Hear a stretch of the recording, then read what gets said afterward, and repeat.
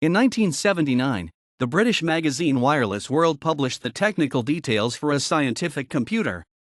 Shortly afterward, the British firm Powertran used this design for their implementation, which they called the Psi Comp 80.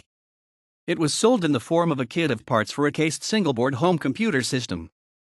The system was based on a Z80 microprocessor addressing a mixture of 8 kilobytes of system RAM and EPROM, plus 2 kilobytes of video RAM. It used a National Semiconductor MM57109N as a mathematical coprocessor to speed up calculations.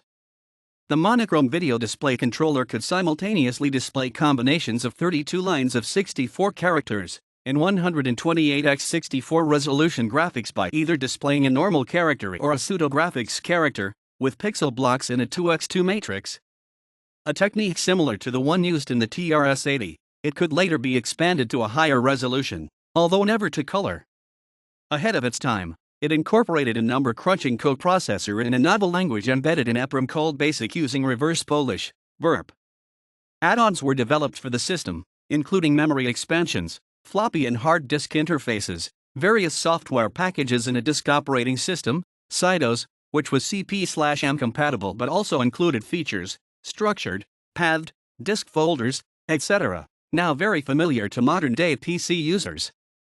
During the mid-1980s, the designer of this system, John Adams M.Sc., published a new version of the scientific computer, the SC-84, Scientific Computer of 1984.